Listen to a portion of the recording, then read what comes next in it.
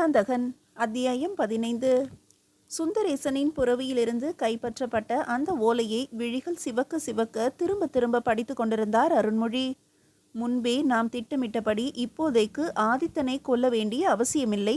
நிலைமை நமக்கு சாதகமாகவே உள்ளது தற்போது என்பதால் எதுவும் செய்ய தேவையில்லை. கீழே இளவரசன் மதுராந்தகரின் லட்சினையும் தெளிவாக இருந்தது. கண்மூடி யோசித்தார். இமைகளின் இடைவெளி வழியே மெல்ல நீர்த்துளிகள் இறங்கு முகம் காட்டின. ஆதித்த கரிகாலரை கொல்ல திட்டம் தீட்டியிருந்ததை தெளிவாக கூறுகிறது இந்த ஓலை. அத்திட்டத்தில் அன்றைய இளவரசரும் இன்றைய அரசருமாகிய தனது சிற்றப்பரான உத்தம சோழரும் பங்கு கொண்டிருக்கிறார் என்பதைத்தான் சிறிதும் தாங்க முடியவில்லை.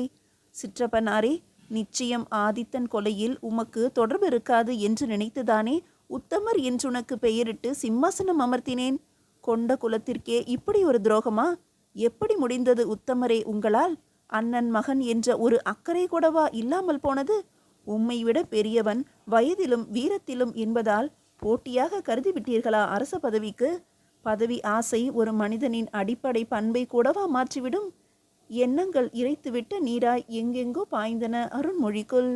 நில் அருண்மொழி, அவசரப்படாதே. ஆதித்தனை கொல்ல வேண்டாம் என்றுதான் உத்தம சோழர் கூறியுள்ளார் இந்த ஓலையில். அதையும் மனதில் நிறுத்து. ஏதோ ஒரு கோபத்தில் தனக்கு உரியது தரப்படவில்லையே என்ற ஆதங்கத்தில் ஏதோ ஒரு மனநிலையில் ஆதித்தன் அழிந்தால்தான் தனக்கு உரியது கிட்டும் என உத்தமர் நினைத்திருக்கலாம். அதன் பின்பு அது தவறு என்பதை உணர்ந்து வேண்டாம் என்று தடுத்ததை மட்டுமே இந்த ஓலை கூறுகிறது. இதையும் சற்று யோசித்துப்பார் அருண்மொழி என்று உள்ளிருந்து ஒரு குரல் ஓலமிட்டது. இல்லை, வேறு எவருமே என் தமையனை கொல்ல எந்த முகாந்திரமும் இல்லை.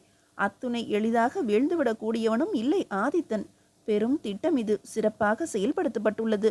இந்த இடம் இந்த நேரம் என்று வரையறுக்கப்பட்டு சரியாக செய்யப்பட்டுள்ளது. அரச குலத்தில் ஒருவரின் உதவியின்றி இந்த திட்டம் நிறைவேற சாத்தியமே இல்லை. அதனை நிறைவேற்ற தனது முழு ஒத்துழைப்பையும் தந்திருக்கிறார் உத்தமர் என்பதிலும் ஐயமில்லை.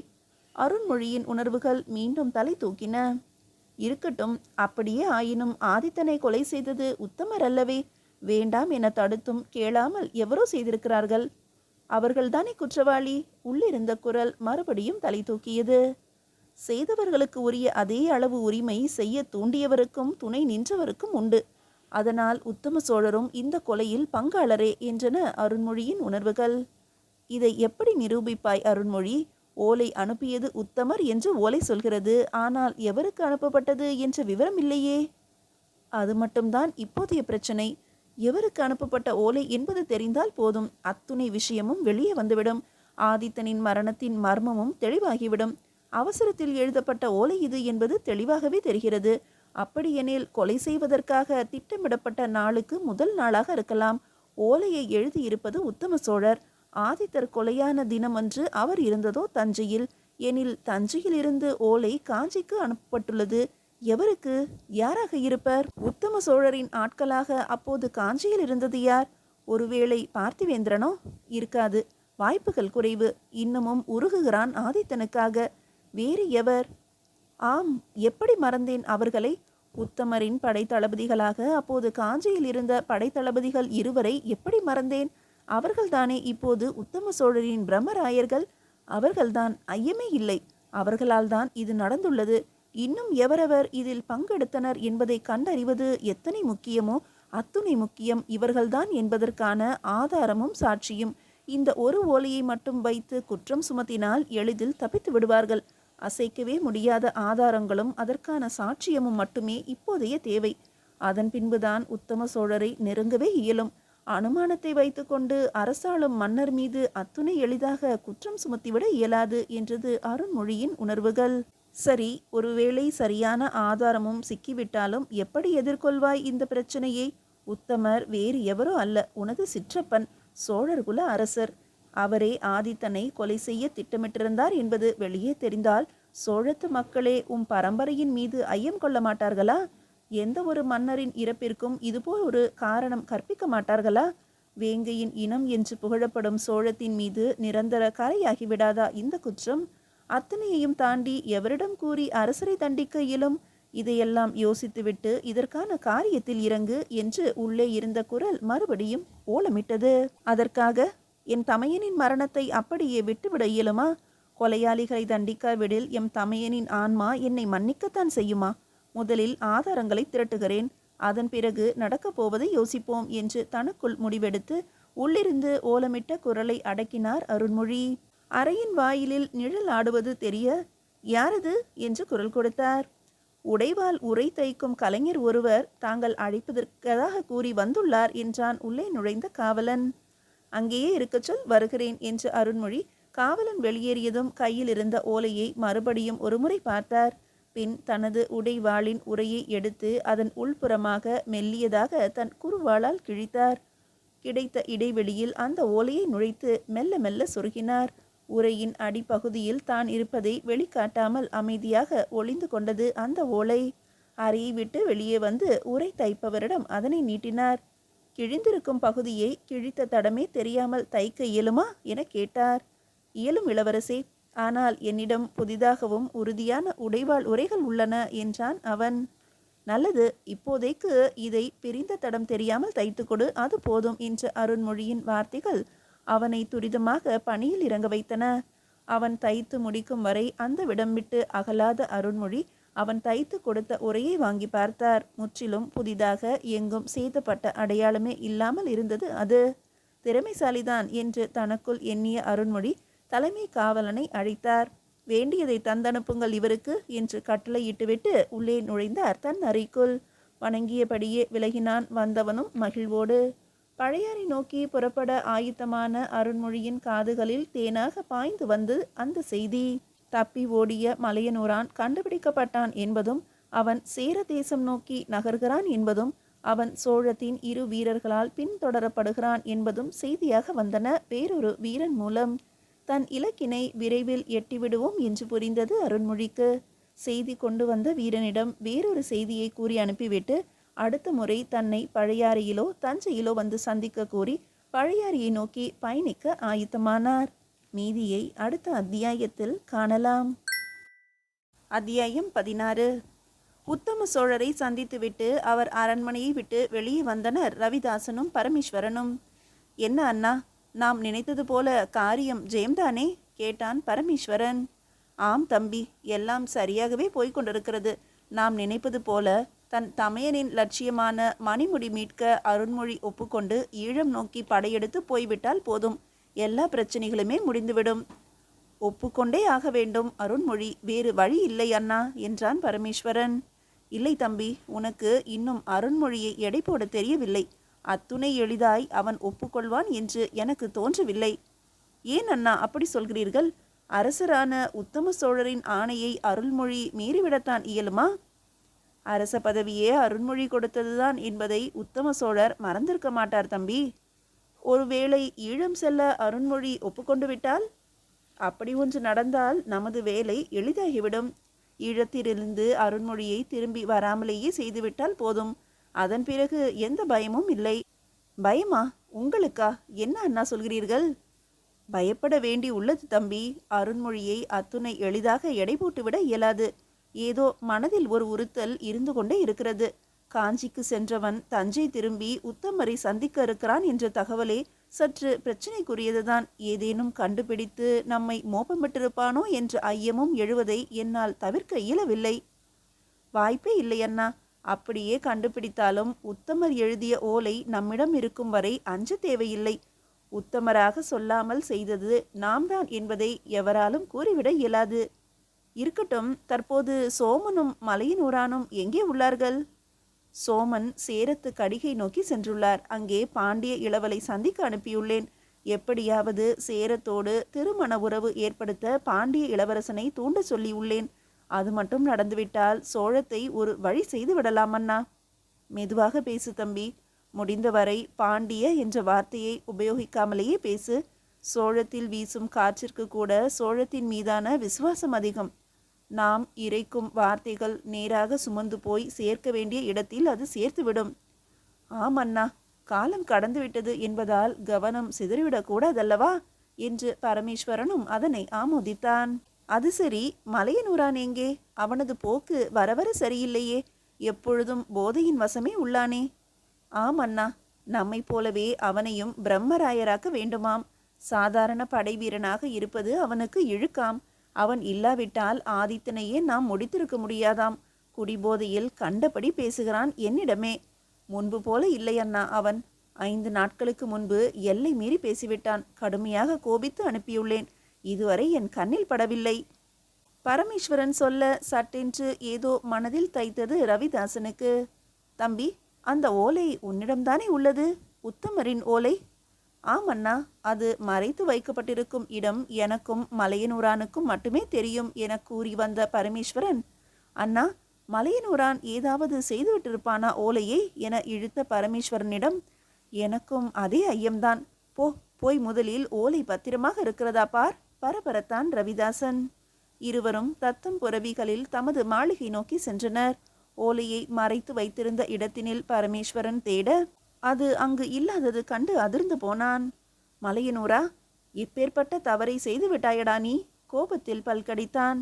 விரைந்து சென்றான் ரவிதாசன் மாளிகைக்கு. ஓலை காணவில்லை என்பதை அறிந்ததும் தளர்ந்து போனான் ரவிதாசன். இத்தனை பொறுப்பில்லாமல் மிக பெரிய ஆதாரத்தை, அதுவும் நமக்கு எதிரான ஆதாரத்தை நீ தவற விட்டு விட்டாயே.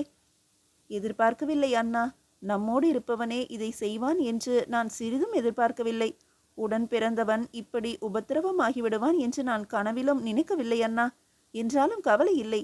ஓலையில் நமது பெயரோ நம்மை குறிக்கும் சொற்களோ எதுவும் இல்லை. ஓலை உத்தம சோழருக்குத்தான் ஆபத்தை உண்டு செய்யுமே தவிர நமக்கு ஒரு பாதகமும் இல்லை. முட்டாளா நீ? உத்தம சோழன் சிக்கிக்கொண்டால் தான் தப்பிக்க செய்தது எவரென நம்மை காட்டி கொடுக்காமல் விடுவானா? அவசரம் வேண்டாம் அண்ணா. ஓலை இப்போது வரை மலையரூனாரிடம்தான் இருக்கிறது. அவனை நாம் பிடித்து விடலாம். கவலை வேண்டாம். நாமவே ஏன் சிக்கிக்கொண்டோம் என்று எண்ண வேண்டும்? மலையனூரான் எங்கிருக்கிறான் என்பதனை நமது ஒற்றர்கள் மூலம் தெரிந்து கொண்டு நானே நேரடியாக சென்று அந்த ஓலையை கைப்பற்றி விடுகிறேன். பரமேஸ்வரன் கூறிக்கொண்டிருந்த அதே நேரம் காவலன் ஒருவன் அவசரமாக அந்த அறையில் நுழைந்தான்.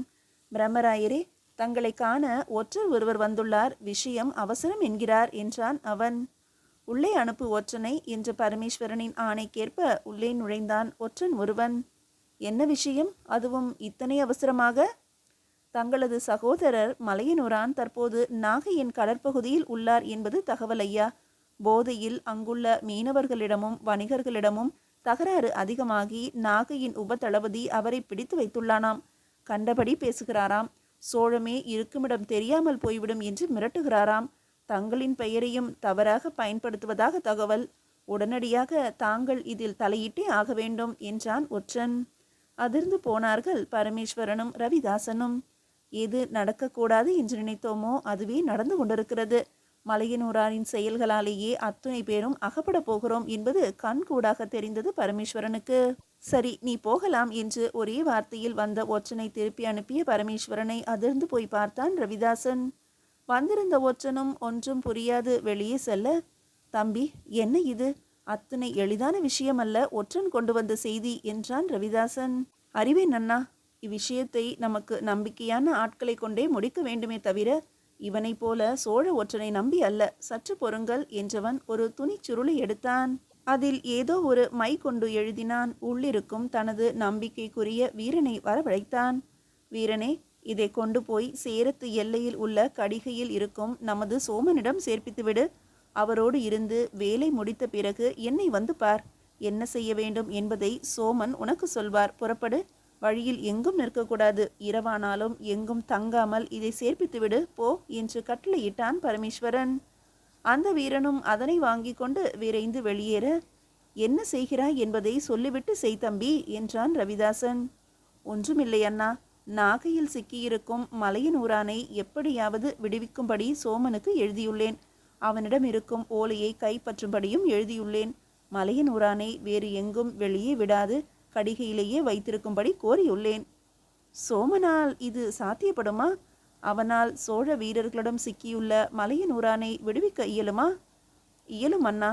இது போன்று எப்போதாவது தேவைப்படும் என்றே சோழத்தின் பிரம்மராயரான எனது லட்சினை தாங்கிய வெற்று ஓலைகள் சில சோமனிடம் கொடுத்து அனுப்பியுள்ளேன்.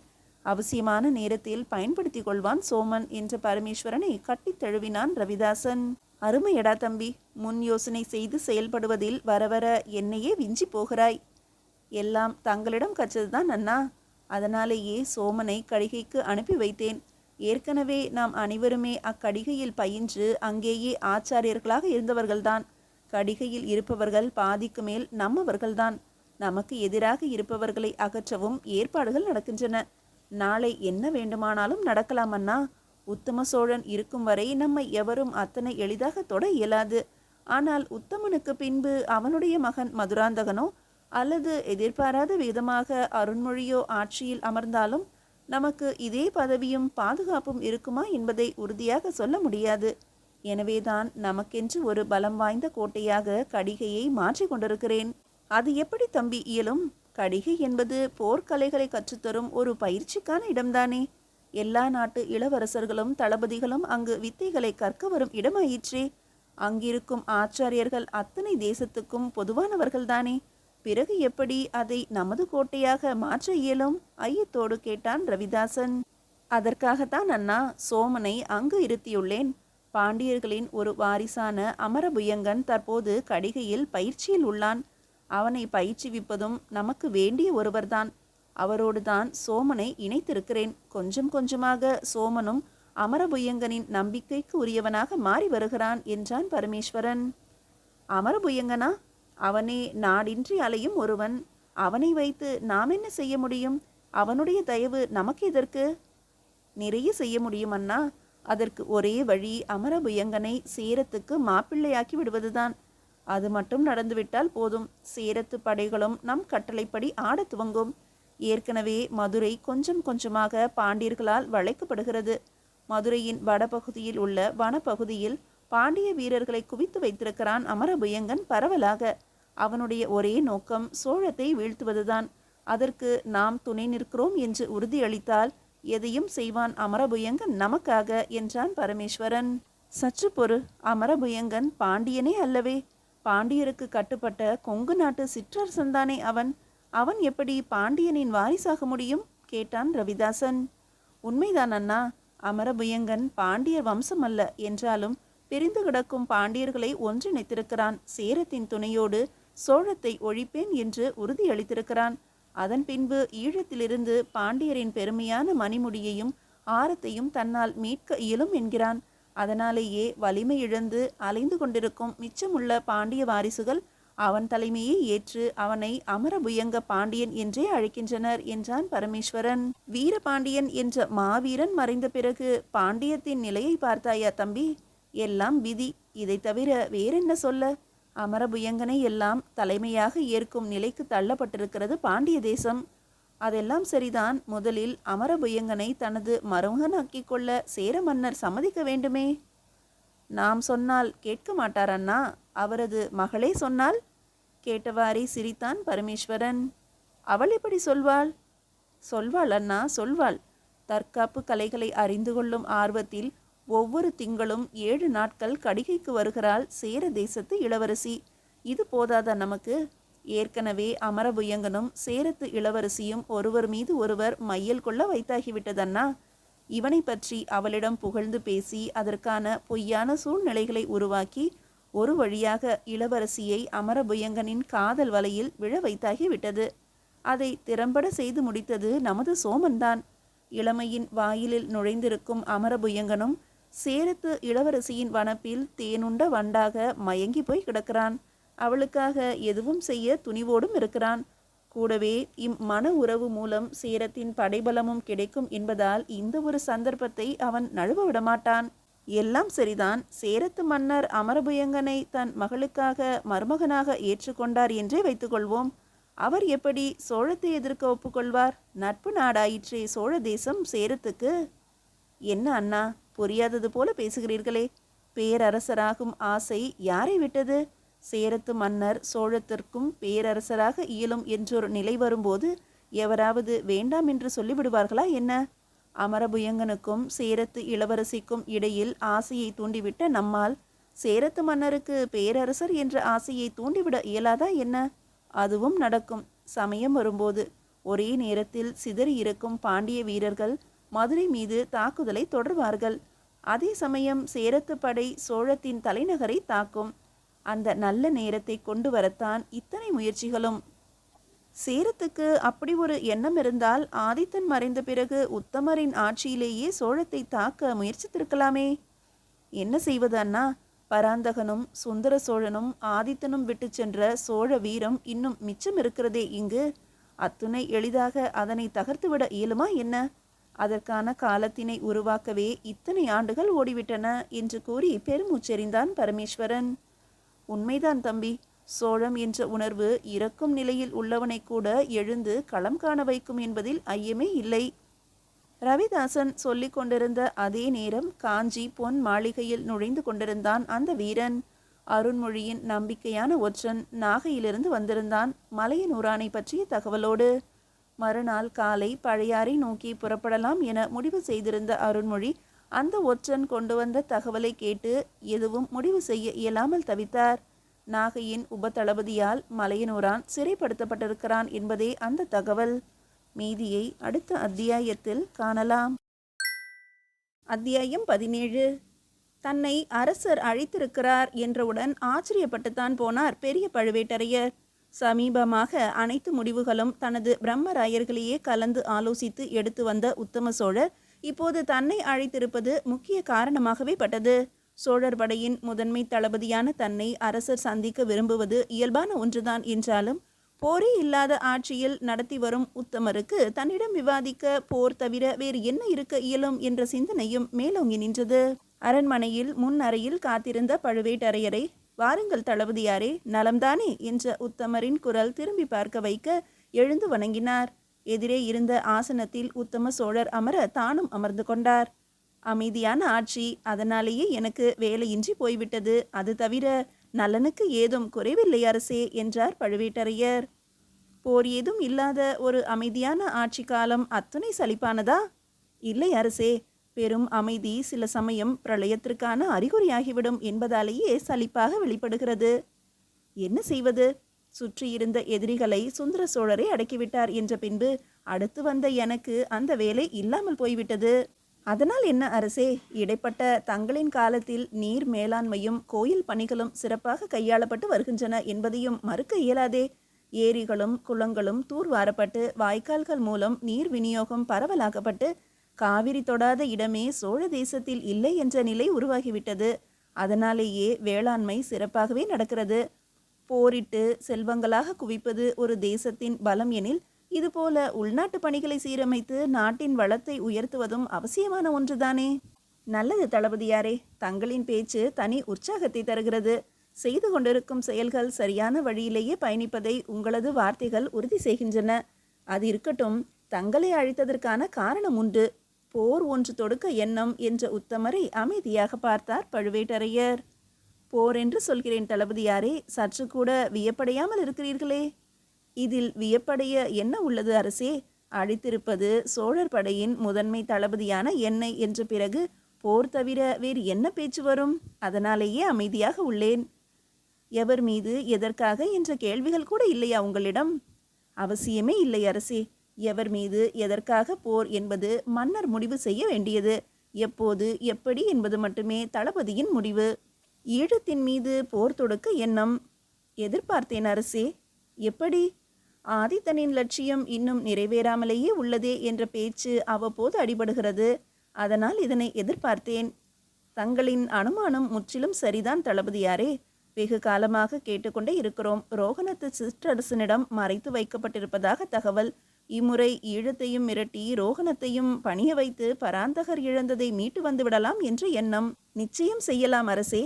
ஒரு திங்கள் அவகாசம் போதும் படைகளை தயார்படுத்த. கடல் கடக்க வேண்டும் என்பதால் கலங்கள் தயாராகவே இந்த அவகாசமும். நம் வீரர்கள் பற்றி கவலை இல்லை. நாளை போர் என்றால் இன்றே கிளம்பலாமே என்பார்கள்.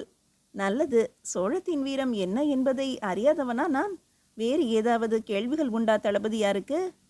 படைக்கு தலைமை ஏற்பது யார்? இளவரசர் அருண்மொழியா அல்லது இளவரசர் மதுராந்தகரா? பழுவேட்டரையரின் கேள்வியில் அதிர்ந்து போனார் உத்தம சோழர். ஏன், நான் ஒருவன் இருப்பதை மறந்துவிட்டீர்களா என்ன? கோபமாக கேட்டார்.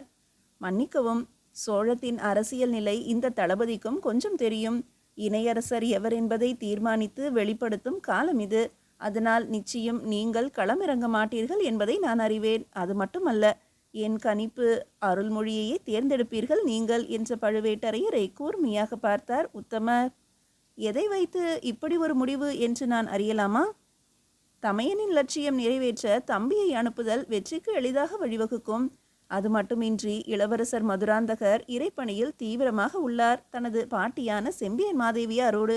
இந்நிலையில் அருண்மொழியை தவிர வேறு எவரையும் படை நடத்தி செல்ல தேர்ந்தெடுக்க இயலாது. தளபதியின் புத்தி கூர்மையும் விரைவாக முடிவெடுக்கும் திறனும் இன்னமும் திகைக்க வைத்தன உத்தமரை. உண்மைதான் தளபதியாரே, மணிமுடி மீட்டு வரும் பணிக்கு அருண்மொழி சென்றால் விரைவில் முடியும் என்பதும் உண்மை. ஆனால் அருண்மொழி இதற்கு ஒப்புக்கொள்வானா என்பது மட்டுமே கேள்வி. புரிகிறது. ஆதித்தனின் கொலையாளிகளை கண்டுபிடித்து தண்டிக்கும் வரை வேறு எந்த பணியிலும் அருண்மொழி ஈடுபடுவாரா என்பது ஐயம்தான். என்றாலும் கவலை இல்லை. அவர் ஒப்புக்கொள்ளவில்லை எனில் இளவரசர் மதுராந்தகனை அனுப்புங்கள். எம்மோடும் எம் படையோடும் வெற்றியோடு திரும்புவோம், கவலை வேண்டாம் என்ற பழுவேட்டரையரின் வார்த்தைகள் உள்ளுக்குள் மகிழ்வினை ஊட்டின உத்தம சோழருக்கு.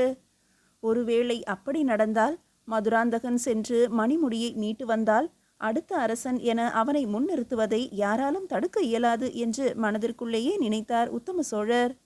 அதுவும் சரிதான். ஆனால் தான் மேற்கொண்டிருக்கும் கோயில் பணிகள் முடித்து வர 6 திங்கள் அவகாசம் கேட்டு சென்றுள்ளான் மதுராந்தகன் என்றார் உத்தம சோழர். மன்னிக்கவும் அரசே, நான் கூறிய மதுராந்தகன் தங்களின் மைந்தர் அல்ல என்று கூறிய தளபதியை வியப்புடன் நோக்கிய உத்தம சோழரை அடுத்து வந்த பழுவேட்டரையரின் வார்த்தைகள் அதிர வைத்தன. நான் குறிப்பிட்டது அருண்மொழியின் மைந்தன் மதுராந்தகனை என்றார். சட்டென்று தன் அதிர்வுகளை வெளிக்காட்டி கொள்ளாத உத்தம சோழர், அவனா? சிறு பாலகனாயிற்றே, அவனையா இந்த போருக்கு தலைமை ஏற்க வைப்பது? ஏன் சோழத்தில் பெரியவர்களுக்கு பஞ்சமாகி போய்விட்டதா என்று கேட்டார். பாலகனா? அருண்மொழியின் மகன் மதுராந்தகனுக்கு வயது 16 அரசே. அது மட்டுமல்ல, என்னிடமும் வல்லவரையர் வந்தியத்தேவரிடமும் போர் பயிற்சி பெற்றவன். ஒரு முறை பயிற்சி அளிக்கும் இடத்துக்கு வந்து பாருங்கள். 20 முரட்டு வீரர்கள் ஒன்றிணைந்து தாக்க முற்பட்டாலும் நெருங்கக்கூட முடியாது மதுராந்தகனை. சில சமயங்களில் ஆதித்த கரிகாலனை அவன் நினைவூட்டுகிறான் என்றார் பழுவேட்டரையர் பெருமையாக. ஏதேது? பராந்தகர் தவறவிட்ட மணிமுடியையும் ஆரத்தையும் மீட்க பிறந்தவனே அவன்தான் என்று நீங்கள் கூறுவீர்கள் போல் உள்ளதே, கேலியாக கேட்டார் உத்தம சோழர். ஆஹா, தங்கள் வாக்கு பலித்தாலும் ஆச்சரியப்படுவதற்கு ஏதும் இல்லை அரசே. அத்தனைக்கும் தகுதியானவன் அவன் என்றார் பழுவேட்டரையர் அமைதியாக. இருக்கட்டும், சோழத்தின் வித்து எதுவும் வீணானதாக சரித்திரம் இல்லை. தங்களது வாயால் அருண்மொழியின் மைந்தனின் வீரம் அறிந்தது மகிழ்ச்சி. என்றாலும் நாமெல்லாம் இருக்கையில் பிள்ளையை போருக்கு அனுப்புவது சரியல்ல. அருண்மொழி படை கொண்டு செல்ல தயாராக இல்லையெனில் நானே வருவேன் உங்களோடு. எனவே நீங்கள் போருக்கான ஏற்பாடுகளை தொடங்கிவிடுங்கள். அருண்மொழியின் சம்மதம் பெறும் வரை இந்த விஷயம் வெளிப்பட வேண்டாம். நல்லது அரசே, தங்களின் எண்ணப்படியே நடக்கும், வருகிறேன் என்று விடைபெற்று வணங்கிவிட்டு வெளியேறினார் பழுவேட்டரையர். ஏனோ எந்தவித முகாந்திரமும் இன்றி அருண்மொழியின் மகனான மதுராந்தகன் மீது வெறுப்பு தோன்றியது உத்தம சோழருக்கு. தனது மாளிகையை அடைந்த பழுவேட்டரையருக்கு அங்கு தனக்கு முன்பு வந்திருந்த அருண்மொழியின் தகவலை தாங்கி வந்த வீரன் ஆச்சரியமூட்டினான். விரைவில் தன்னை அருண்மொழிவர்மர் வந்து ஒரு அவசிய காரணமாக சந்திக்க இருப்பதாக வந்த தகவல் மகிழ்வூட்டியது. நிச்சயம் கொலையாளிகள் எவர் என்பதை அருண்மொழி கண்டுபிடித்திருப்பான் என்ற நம்பிக்கையை மனதினில் அது விதைத்தது. மீதியை அடுத்த அத்தியாயத்தில் காணலாம்.